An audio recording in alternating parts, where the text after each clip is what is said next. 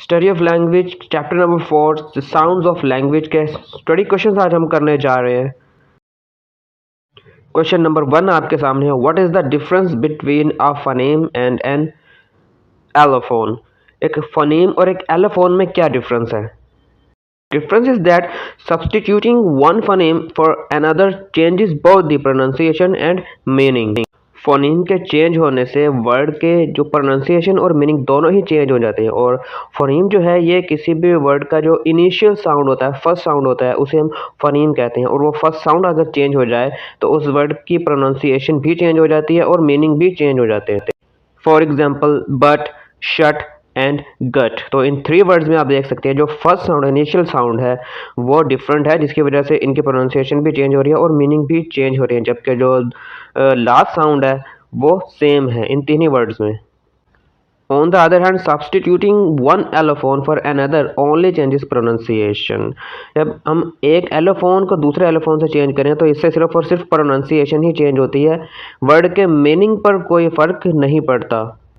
Actually जो allophones है ये किसी भी एक वर्ड के जो है डिफरेंट वेरिएशंस होती हैं, यानी कि डिफरेंट लैंग्वेज में उस वर्ड को डिफरेंट प्रोनाउंसिएशन होती है, यानी कि एक वर्ड की डिफरेंट लैंग्वेज में डिफरेंट प्रोनाउंसिएशन होती है। फॉर एग्जांपल ब्रिटिश और अमेरिकन लैंग्वेज में जो रा साउंड का जो डिफरेंस है, इसमें जो है इसका डिफरेंस आ जाता है। रा साउंड को जो है अमेरिकन स्पीकर जो है वो प्रोनाउंस करते हैं, जबकि ब्रिटिश स्पीकर्स रा साउंड प्रोनाउंस नहीं करते। फॉर एग्जांपल अगर हम एक वर्ड बटर की अगर एग्जांपल लें तो ब्रिटिशर इसको बटर प्रोनाउंस करते हैं keeping the r sound silent, while American pronounce it as butter with r sound.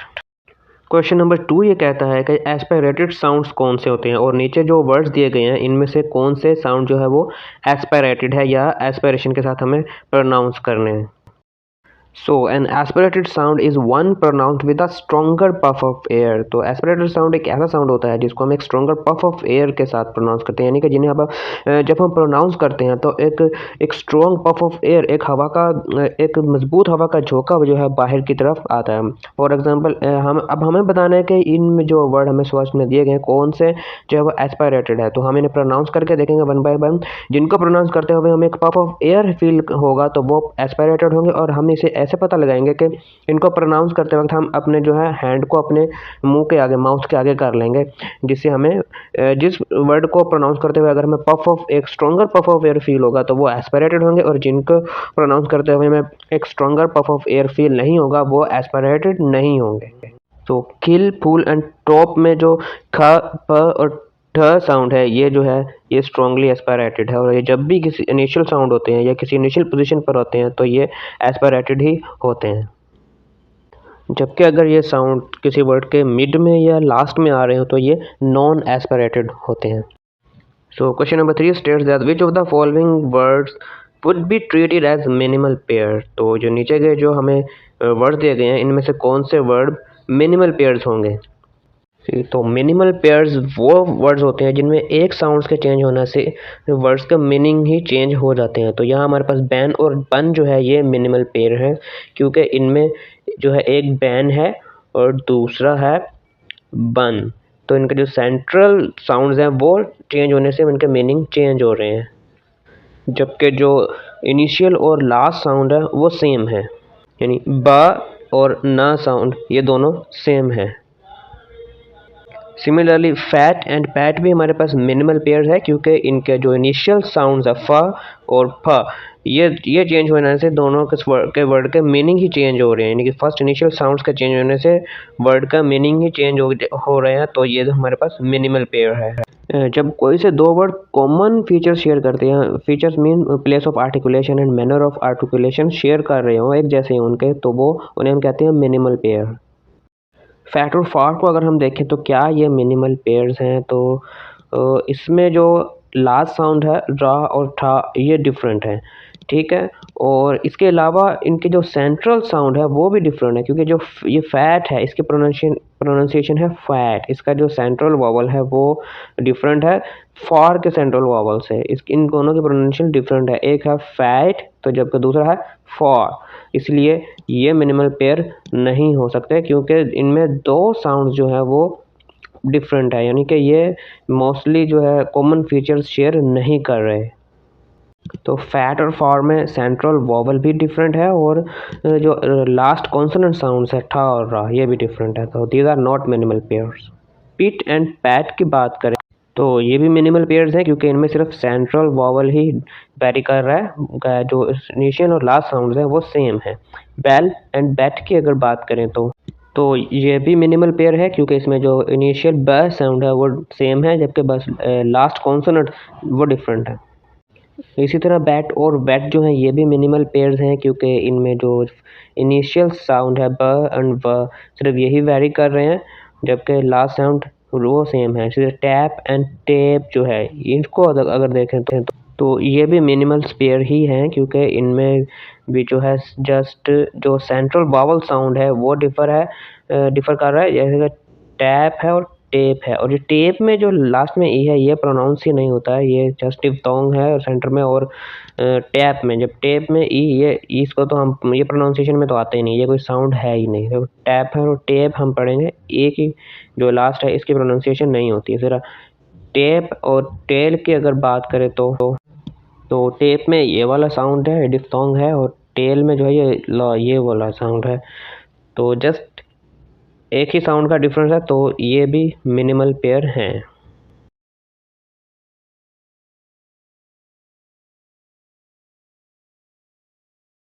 Heat and heal भी मिनिमल पेयर है, क्योंकि इसमें भी जस्ट जो लास्ट कॉन्सोनेंट है वही डिफरेंट है।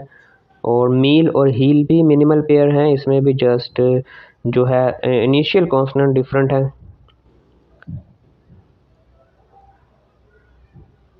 इस तरह चेन और सेन में जस्ट चा और सा का डिफरेंस है, और एक ही साउंड डिफरेंट है, बाकी जो है एन लास्ट वाला जो साउंड है वो सेम है, तो ये भी मिनिमल पेयर है। वेट और वोट को देखें तो क्या ये मिनिमल पेयर है? जी हाँ, ये भी मिनिमल पेयर है, क्योंकि इसमें जो है एक जो मिडल जो साउंड है, मिडल वॉवल है, उसका डिफरेंस है जस्ट। उसी तरह वोट और गोट में भी जो इनिशियल कॉन्सोनेंट्स हैं वही डिफरेंट है, उसके बाद जो लास्ट में जो साउंड्स है वो सेम ही है, तो ये भी मिनिमल पेयर हैं। So question number 4 is what is mean by phonotactics of a language. Language के फोनोटैक्टिक्स से हमारी क्या मुराद है? So phonotactics of a language are the permitted arrangement of sounds that obey constraints on the sequence and ordering of phonemes in that language। तो ये जो है sounds की एक स्पेसिफिक अरेंजमेंट है, जिसमें कुछ लिमिट्स हैं, यानी कि वर्ड्स को बनाने की कुछ लिमिट्स होती हैं, और हम एक तरतीब होती है, हम उन्हीं लिमिट्स और तरतीब को फॉलो करते हुए ये वर्ड्स को फॉर्मेशन कर सकते हैं अपने। फॉर एग्जांपल इंग्लिश में आपने लफ्ज़ प्लूरल और क्लास का वर्ड तो सुना और पढ़ा भी होगा, लेकिन जो क्लास का वर्ड है ये आपने कभी नहीं पढ़ा होगा, ना ही सुना होगा, क्योंकि ऐसा कोई वर्ड इंग्लिश में एग्जिस्ट नहीं करता। क्यों एग्जिस्ट नहीं करता है? क्योंकि जो अरेंजमेंट ऑफ साउंड्स यानी फोनोटैक्टिक्स है जो इंग्लिश लैंग्वेज की, वो इस बात की इजाज़त नहीं देती। जो लास्ट साउंड जो है, फर्स्ट ऑफ ऑल तो इसकी प्रोनाउंसिएशन बहुत मुश्किल है। सेकेंडली जो व और ला है, ये वा और ला दोनों साउंड वॉइड साउंड है, और दो वॉइड साउंड्स कभी भी एक साथ नहीं आते इंग्लिश में। और दो वॉइस साउंड्स के दरमियान में एक वावल साउंड होना ज़रूरी है। ये फोनोटैक्टिक्स की वजह से एक कॉन्स्ट्रेंट्स है, एक जो है सीक्वेंस की ऑर्डरिंग की जो है एक लिमिटेशंस है इंग्लिश में। फॉर एग्जांपल अगर विल की अगर हम बात करें तो इसमें जो है व और ला साउंड जो है इसके दरमियान में एक वावल साउंड है, और ये दोनों व और ला साउंड जो है विल में ये क्या है, ये वॉइस्ड साउंड है, और इन दोनों वॉइस्ड के सेंटर में एक वावल मौजूद है। इसी तरह वेल का जो वर्ड है इसमें भी व और ला दोनों जो वॉइस साउंड के दरमियान में एक वावल साउंड मौजूद है, और ऐसा फोनोटैक्टिक्स की वजह से है, जिसमें हम एक लैंग्वेज की फोनीम्स की सीक्वेंस और ऑर्डर पर जो कॉन्स्ट्रेंट्स है, जो लिमिटेशंस है, उनको डिस्कस करते हैं।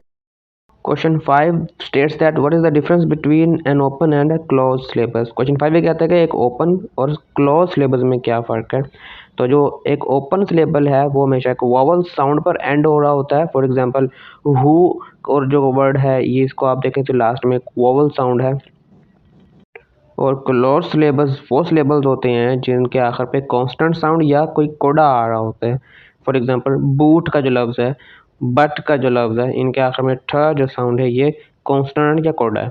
क्वेश्चन नंबर 6 है which segments in the pronunciation of following words are most likely to be affected elision. ये क्वेश्चन कहता है कि जो नीचे में वर्ड्स दिए गए हैं इनके प्रोनाउंसिएशन का कौन सा सेगमेंट हमको है उसमें हमें एलिजन करनी है। एलिजन क्या होती है कि इसमें जो है किसी वर्ड में हम एक वर्ड है उसको प्रोनाउंस नहीं करते, सॉरी साउंड को, किसी वर्ड में साउंड को जो है साइलेंट कर दिया जाता है या प्रोनाउंस नहीं किया जाता, उसे एलिजन कहा जाता है। ये प्रोसेस है, इसे चैप्टर नंबर 4 में डिटेल से डिस्कस भी किया गया है। तो हमारे पास जो ये वर्ड है सबसे पहला है गवर्नमेंट।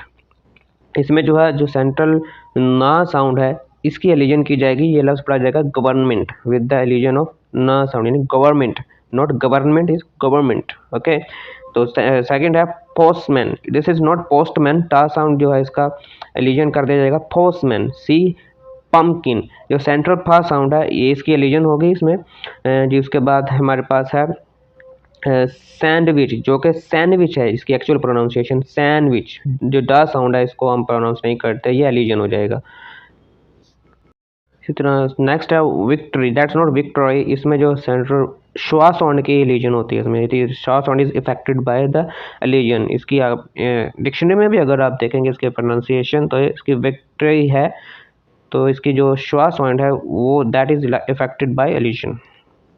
ये थे फोर्थ एडिशन के क्वेश्चन और अब हम सिक्स एडिशन के क्वेश्चन को डिस्कस करेंगे जो कि फोर्थ एडिशन में मौजूद नहीं थे। तो क्वेश्चन नंबर 1 है in French the word beau for beau and bone for bone, यानी कि ये जो बोन का लफ्ज़ है बोन में ये नेजलाइज्ड है और जो बो का लफ्ज़ है ब्यू में ये नॉन नेजलाइज्ड है। तो क्वेश्चन में ये कहा जा रहा है कि जो फ्रेंच लैंग्वेज में जो बो का बो मीन हैंडसम, इसमें जो बो का साउंड यानी कि नेजलाइज नहीं है ये, और जो बोन में जो बो का साउंड है जो कि नेजलाइज्ड है, ये डिफरेंट वोवल्स है, देखने में ये डिफरेंट लगते हैं। तो सवाल में ये पूछा जा रहा है कि क्या ये दोनों एलोफोन्स है या फिर फोनीम्स है, यानी फोनीम्स है या एलोफोन्स है, ये हमें बताना है। So these vowels are phonemes because the difference in their pronunciation o versus o versus is the basics of difference in meaning for the two words। तो ये दोनों फोनीम्स जो है ये फोनीम्स है, ये एलोफोन नहीं है, क्योंकि इनके डिफरेंस की वजह से मीनिंग चेंज हो रहा है।